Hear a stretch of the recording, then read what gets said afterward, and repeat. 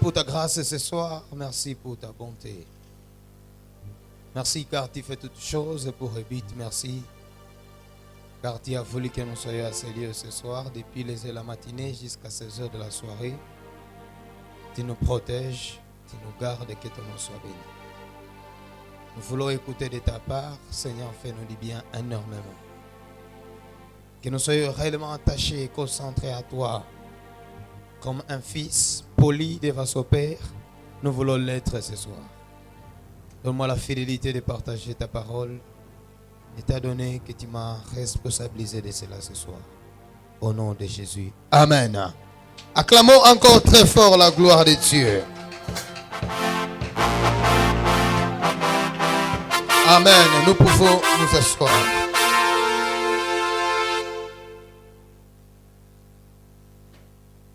Ouvrons nos Bibles, ouvrons la parole. La Genèse chapitre 38. Du 24e verset au 30e verset. Nous allons lire rapidement, notre temps est passé. Je vais lire au nom de Jésus-Christ.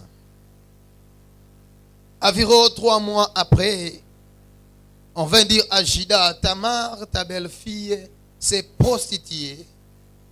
Et même la voilà enceinte à la suite de sa prostitution. Et Juda dit, faites-la sortir et qu'elle soit brûlée. Comme on l'a menée dehors, elle fit dire à son beau-père, c'est de l'homme à qui ces choses appartiennent que je suis enceinte. Reconnais, je t'ai pris, à qui sont ces cachets, ces cordeaux et ces bâtons. Et Juda les reconnut et dit, elle est moins coupable que moi, puisque je ne l'ai pas donné cela, mon fils, et il ne l'a connu plus. Quand elle fit au moment d'accoucher, voici, il y avait 2 jumeaux dans son ventre. Et pendant l'accouchement, il en eut un qui présenta la main. La sage-femme l'a pris et y attachant un fil cramoisi à 10 ans. Celui-ci sort le premier. J'aimerais que quelqu'un souligne cette partie. Verset 28. Et pendant l'accouchement, il en eut un qui présenta la main. Et la sage-femme prit et y attachant un fil cramoisi à 10 ans. Celui-ci sort le premier. Verset 29. Mais il retira la main et son frère sortit. Alors la sage-femme dit, quelle brèche tu as faite? Et elle lui donna le nom de Péretz. Ensuite, sortit son frère qui avait à la main le fil cramoisi et on lui donna le nom de Zérak. Amen.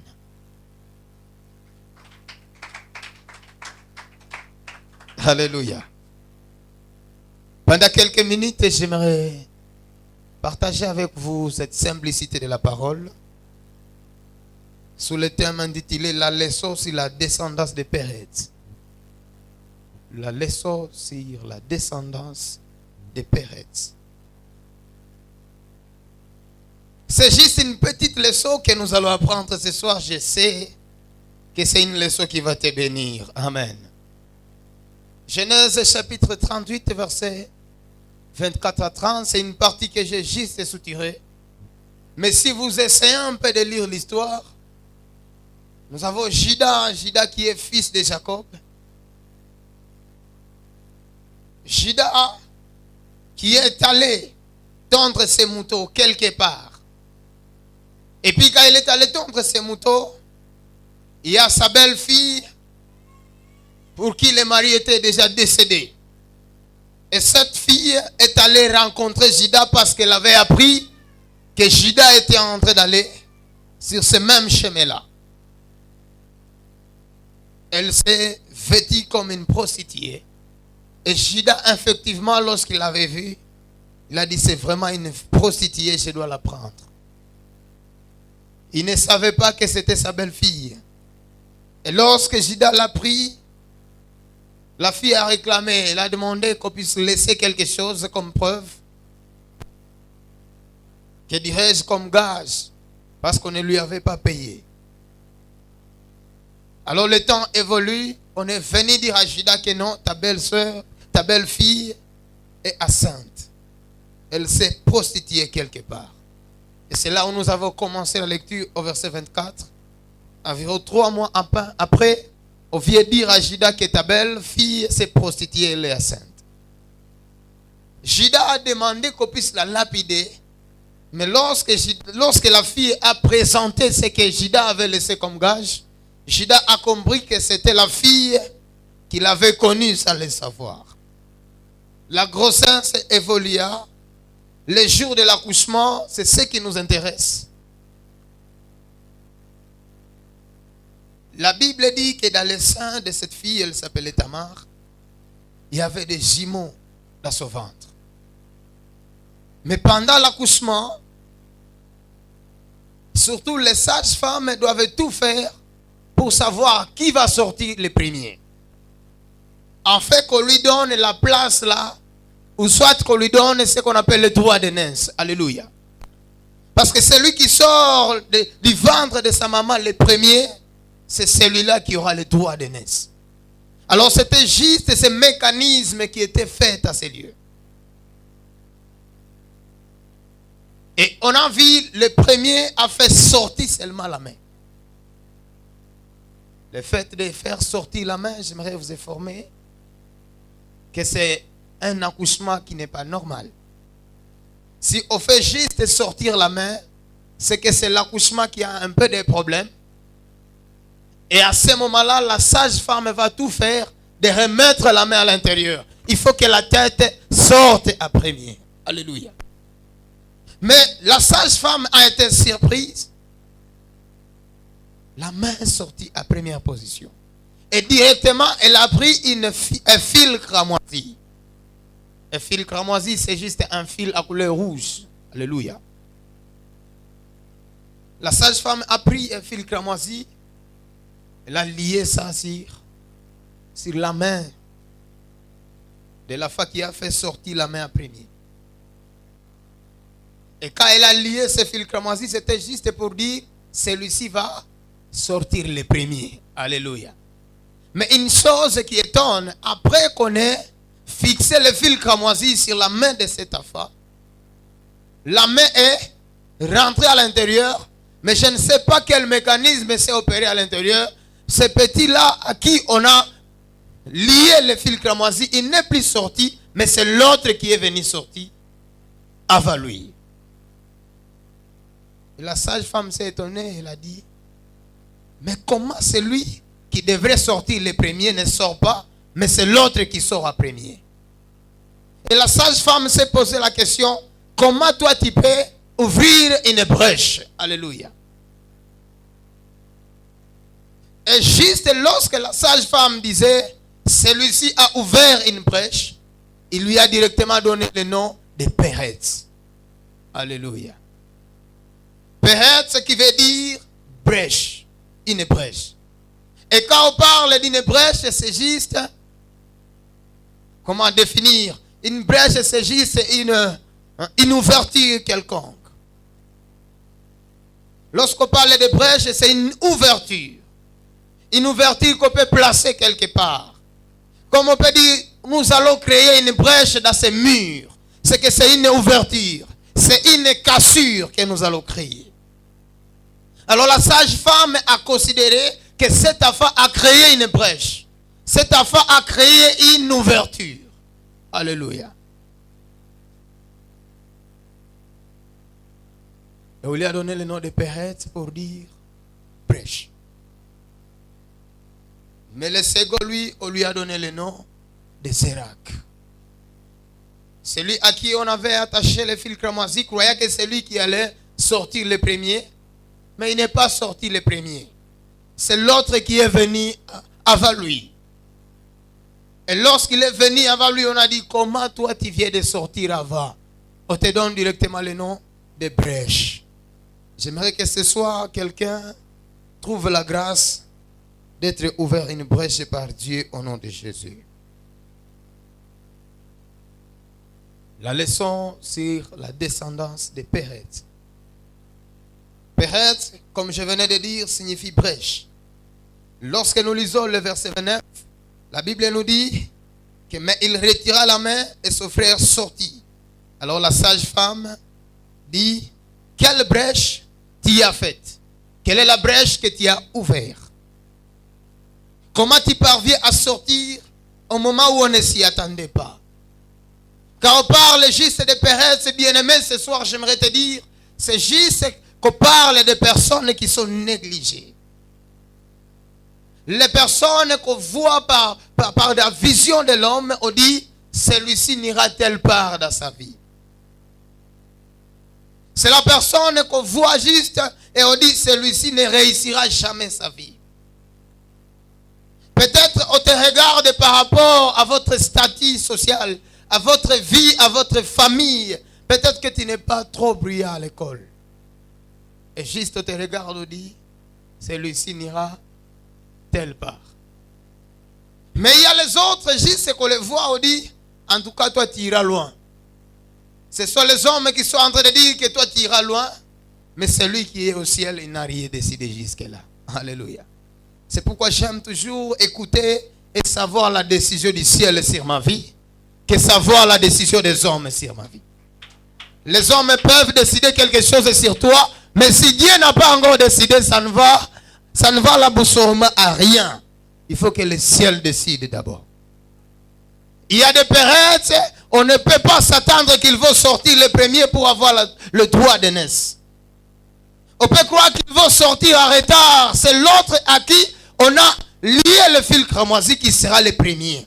Mais les choses viennent et changent. C'est l'autre qui sort le premier. On peut te regarder, on croit que tu seras toujours le dernier, mais ils ne savent pas le mécanisme de notre Dieu. Il est celui qui peut arranger les choses alors que les gens ne s'y attendent pas et ils sont seulement surpris. Je me souviens de cette histoire, un homme qui était toujours faible à l'école. À 6e année de humanité, il part faire l'examen d'état, on dit, mais en tout cas celui-ci, on ne peut jamais croire. C'est vraiment l'argent que nous jetons à la poubelle. Mais chose qui étonne, il est venu, il a eu son diplôme, et les plus intelligents ont échoué. Qui pouvait savoir cela? Personne. J'aimerais vous dire que dans la vie, il y a toujours des Péretz. Ma prière est que ce soir, tu sois Péretz au nom de Jésus. Toi-même, tu évalues ton parcours, tu dis, par rapport à ma famille, par rapport à ma vie, par rapport à ce que je suis, je n'irai nulle part. Ne confesse pas des échecs dans ta vie. Tu ne sais pas ce que Dieu est en train de prévoir dans ta vie, là, demain. Ton aujourd'hui peut te dire, ton aujourd'hui peut faire comme si tu n'iras nulle part, comme si tu n'auras rien.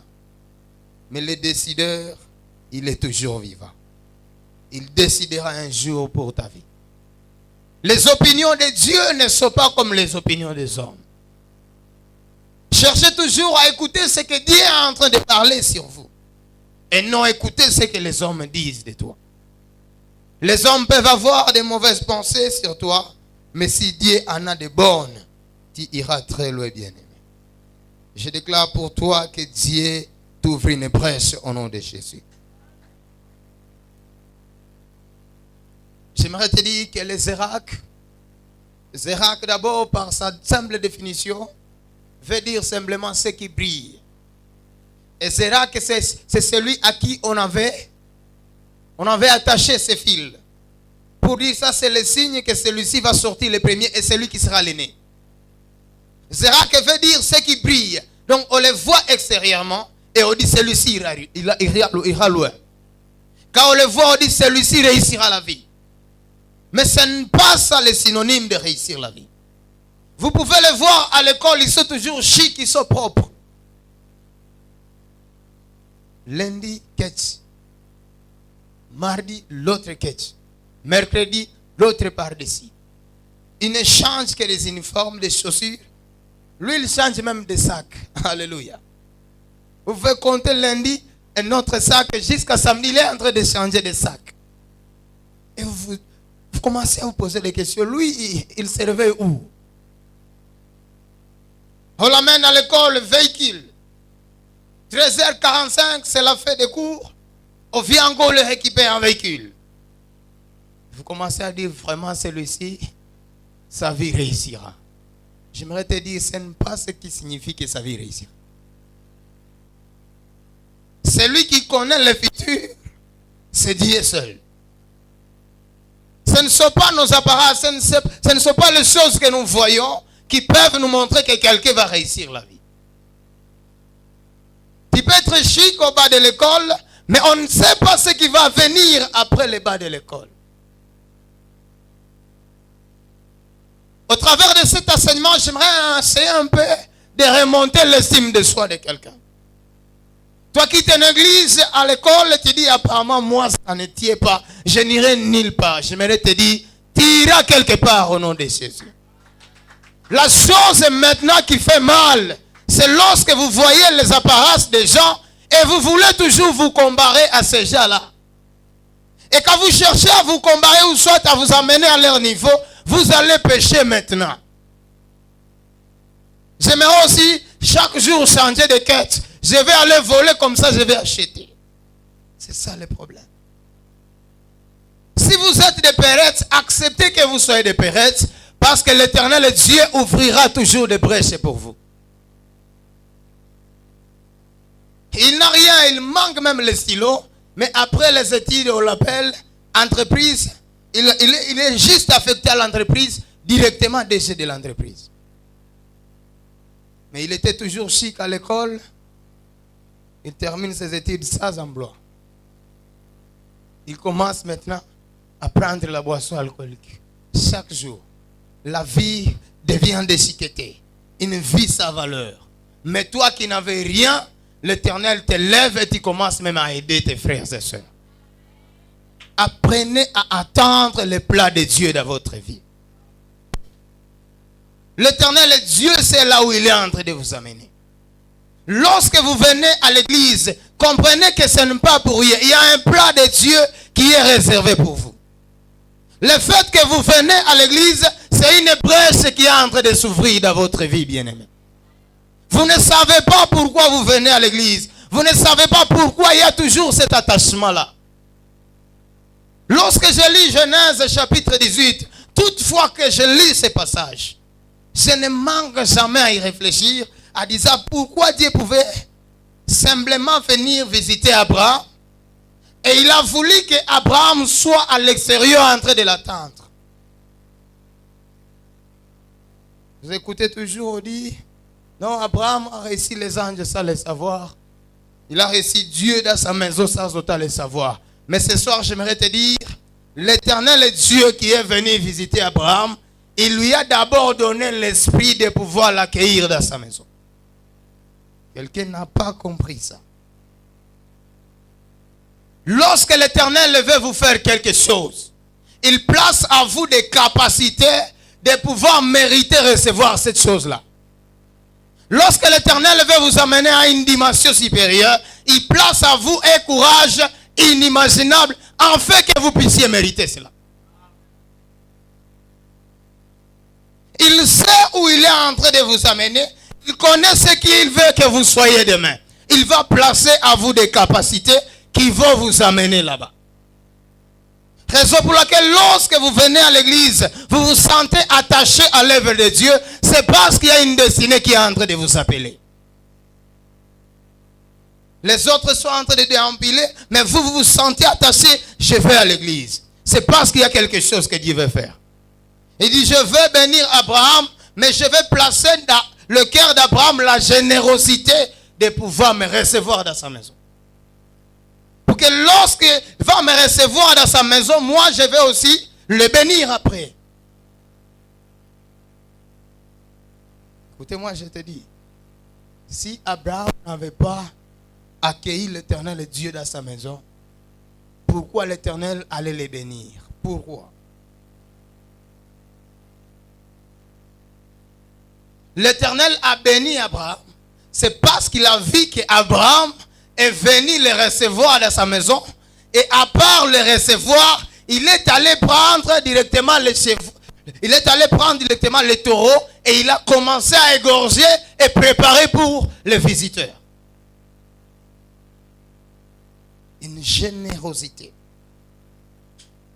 L'Éternel Dieu savait que la bénédiction qu'il doit donner à Abraham doit avoir épris la générosité.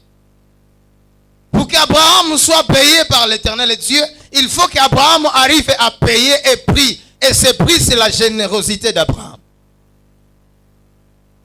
Alors l'Éternel est venu placer juste la générosité dans le cœur d'Abraham. Pas.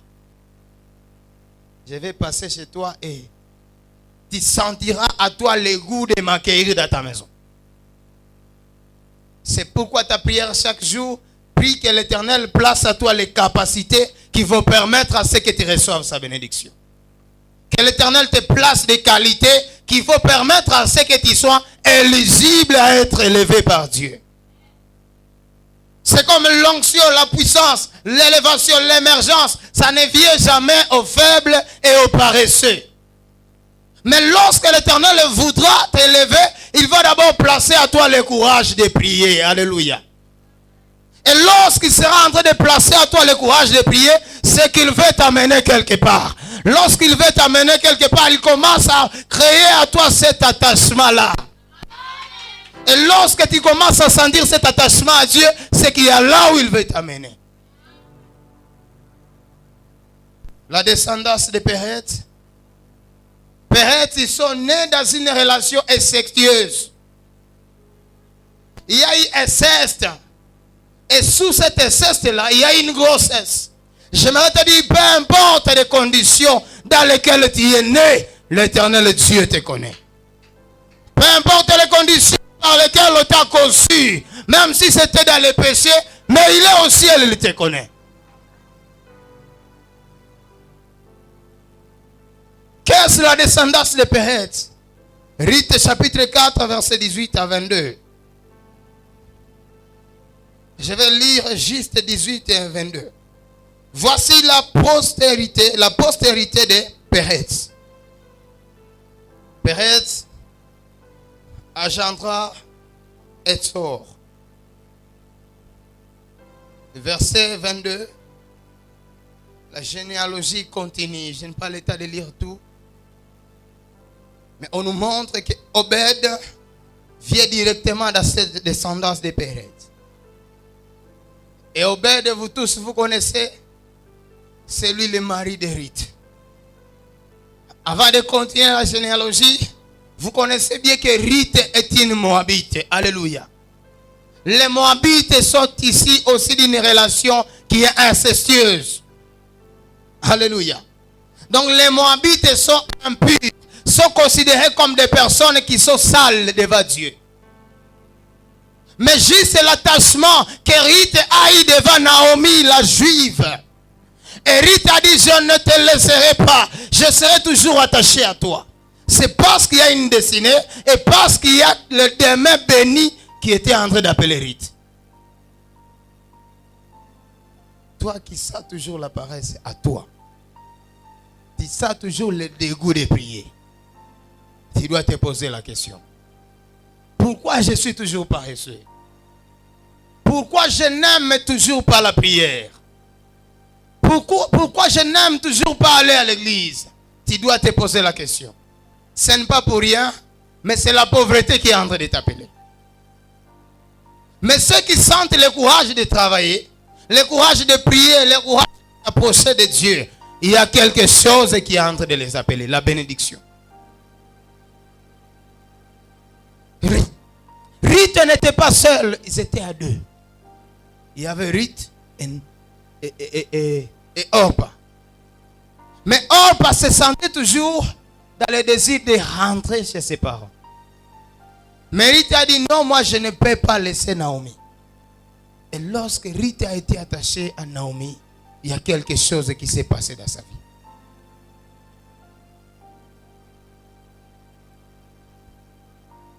Maintenant, dans les descendances de Péret, Obed a engendré Isaïe. Isaïe a engendré le roi David. Et lorsque nous voyons la généalogie continue, le roi David a engendré Salomon. La généalogie a continué jusqu'à Jésus-Christ. Alléluia. Donc nous voyons que Péret devient qui? devient le père de qui? De Jésus-Christ. Donc Jésus-Christ est venu naître dans la descendance de qui? De Pérez. Lorsque Pérez naissait, on ne pouvait jamais s'imaginer de cela. On ne pouvait jamais croire que la descendance de Pérez sera une descendance royale. Négligé. On ne croit même pas que sa vie réussira un jour. Chaque jour, c'est à toi qu'on lasse des mauvais cris. Toi, tu es faible. Toi, tu n'iras nulle part. Toi, tu es mauvais. Toi, tu es mauvaise. Toi, tu n'as pas la beauté. Mais on ne sait pas ce que le lendemain est en train de te réserver. Raison pour laquelle ça ne sert à rien pour ceux-là qui se vantent. Oh, moi, je suis intelligent. Moi, je peux aller loin. Moi, je peux tout réussir. Ça ne sert à rien, bien-aimé.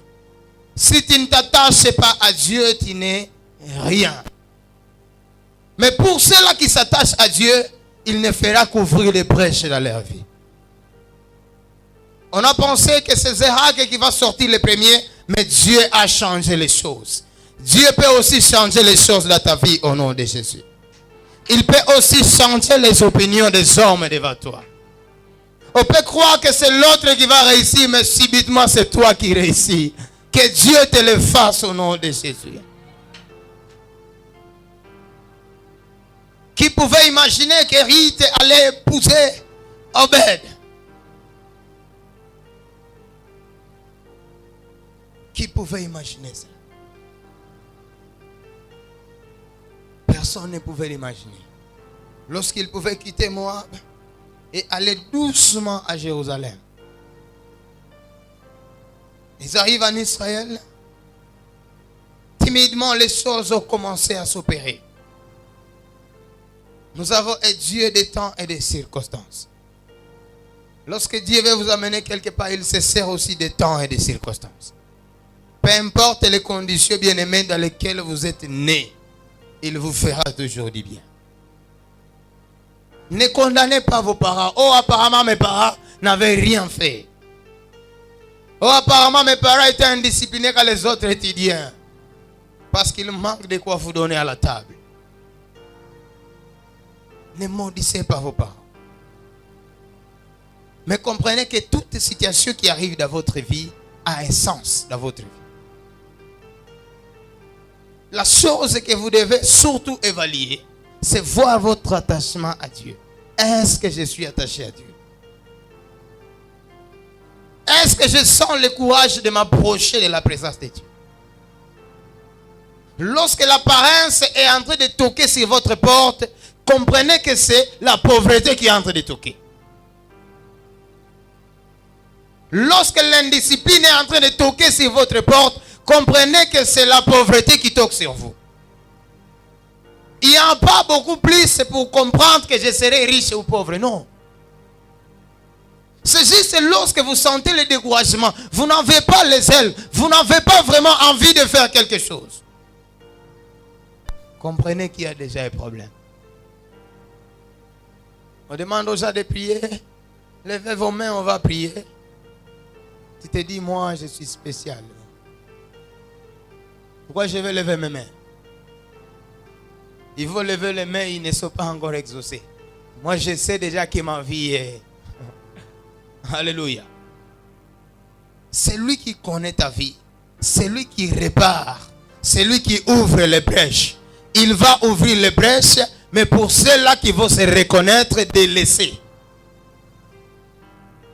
Lorsque tu vas reconnaître tes incapacités, comme j'ai parlé la fois passée, c'est à ce moment-là que l'Éternel va venir ouvrir une brèche. Lorsque les hommes vont te déclasser, c'est à ce moment-là que l'Éternel viendra te classer pour mettre les hommes dans la confusion. C'est ce qu'il a montré dans Samuel. Il dit non, comment Samuel était en train de regarder comme ça, comme les hommes. Il a dit mes pensées ne sont pas les pensées des hommes. Tu es en train de regarder Eliab. Tu es en train de regarder Shama, mais je te dis, le roi d'Israël n'est pas là-bas. Je vais te montrer celui qu'on néglige. Je vais te montrer celui qu'on ne considère pas. Je vais te montrer celui qu'on a déjà délaissé. C'est lui qui sera le roi d'Israël. Je lève ma main, que l'Éternel te fasse grâce au nom de Jésus. Partout où tu as déjà de laisser, que l'Éternel t'ouvre une brèche au nom de Jésus. Et que les gens seront en train de s'étonner comment il est arrivé ici. Comment ces choses sont arrivées dans sa vie. J'aimerais que cet enseignement soit comme une prophétie pour quelqu'un. Partout où tu négliges, peu importe les conditions de vie, peu importe la manière dont tu as grandi, à un certain moment, vous manquez de quoi manger. Vous manquez même les uniformes, les chaussures pour aller à l'école. Mais je prie et je déclare que l'Éternel change ta condition. Que l'Éternel te crée des brèches. Que l'Éternel change ta vie. Mais en terminant ce soir, j'aimerais surtout que tu veilles sur ta vie. En disant, Seigneur, aide-moi à m'attacher bien à toi.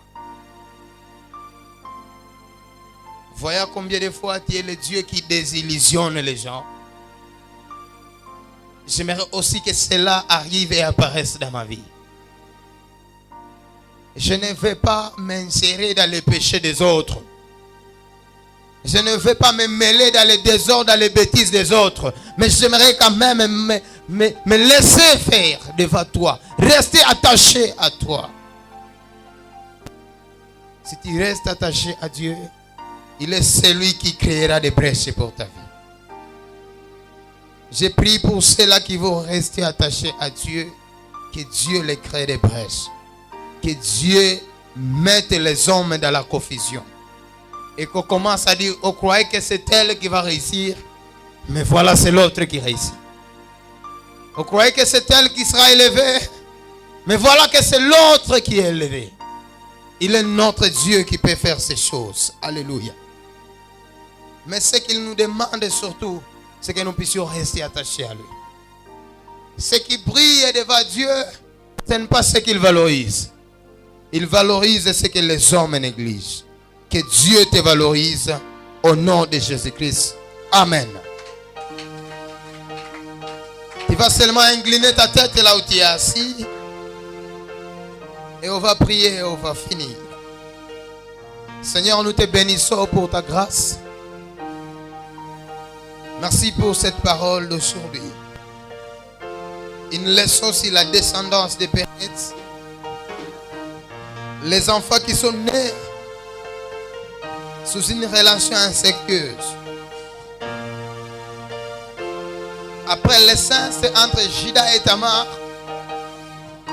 Mais nous avons vu les rois des rois apparaître dans cette génération.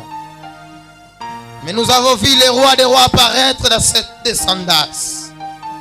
Je prie, Seigneur, que tes enfants qui sont à ces lieux, ils sont ici des descendances négligées. Ils ont des blocages à cause des liens de la famille. Mais je prie, Éternel mon Dieu, que tu ouvres les brèches afin que tes enfants s'y assortissent. Que tu ouvres les brèches afin que tes enfants traversent. Les parents ont péché pour nous avoir. Comme le psalmiste David pouvait dire, ma mère m'a conçu dans l'iniquité. Mais tu es celui qui pardonne et tu es celui qui donne la grâce. Tu es celui qui ouvre les brèches. Éternel, nous te prions à ce lieu ce soir. Que nous soyons une nouvelle génération. Une génération qui va désillusionner le monde. Une génération qui va changer l'opinion que les hommes ont gardée vis-à-vis de nous. Regarde combien de fois négligé, rejeté. Mais nous avons besoin de toi, Seigneur. Que tu nous donnes encore de l'espoir. Que tu nous fortifies encore davantage. Au nom de Jésus-Christ. Nous avons ici prié. Amen. Est-ce que quelqu'un peut s'élever en acclamant notre Dieu? Est-ce que tu peux acclamer très fort? Est-ce que tu peux acclamer très fort notre Dieu?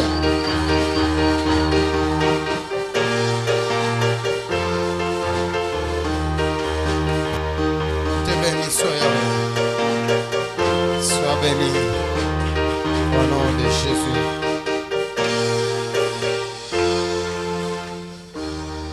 Que Dieu vous bénisse. Allons dans la paix du Seigneur. Amen.